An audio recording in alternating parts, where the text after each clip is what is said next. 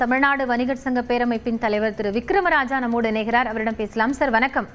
வணக்கம். இந்த கிராம பஞ்சாயத்துக்கு உட்பட்ட சிறு சிறு கடைகளுக்கான உரிமம் கட்டாயம் இல்ல கிடையாது அப்படின்னு தமிழ்நாடு அரசு மறுப்பு தெரிவித்து ஒரு அறிவிப்பு வெளியாக இருக்கு. இது முன்பாக எப்படி இருந்தது, தற்போது இந்த அறிவிப்பை நீங்க எப்படி பார்க்கிறீங்க? அதாவது லைசன்ஸ் என்ற முறை ஏற்கனவே நடைமுறையில் இருக்கிறது. ஒவ்வொரு நகராட்சியும் பேரூராட்சியும் பஞ்சாயத்துக்கும் அவர்களுக்கு ஏற்ப லைசன்ஸ் கட்டணத்தை வசூலித்துக் கொண்டிருந்தார்கள்.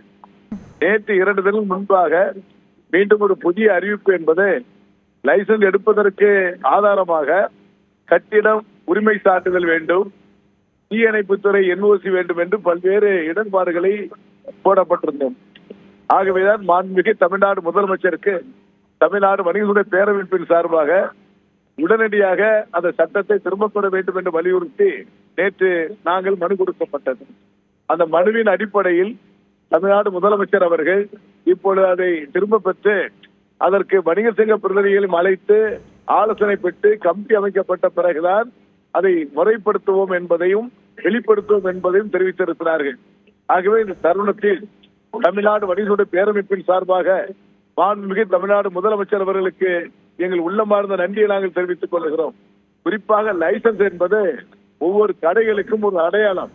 ஆகிய லைசன்ஸ் கட்டணத்தை வருமானமாக பார்க்க கூடாது.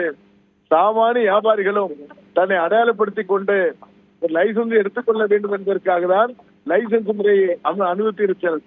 ஆகவே லைசன்ஸ் முறையை கட்டாயமாக எளிமை முறையில அதற்கு கட்டிட வரி விதிப்பு, கட்டிட சான்றிதழ், NOC சான்றிதழ், மருத்துவ சான்றிதழ் எந்த சான்றிதழும் இல்லாமல் ஒரு கடை நடத்துகின்றவர்கள் எளிமையாக லைசன்ஸ் பெறுவதற்கு வழிவகை செய்யக்கூடிய கமிட்டியை ஆய்வு செய்து அதை தமிழ்நாடு முதலமைச்சர் அவர்கள் அறிவிப்பார்கள் என்ற நம்பிக்கையோடு இருக்கிறோம். நன்றி திரு விக்ரமராஜா, இணைப்பிலிருந்து உங்களுடைய கருத்துக்களை பகிர்ந்தமைக்காக.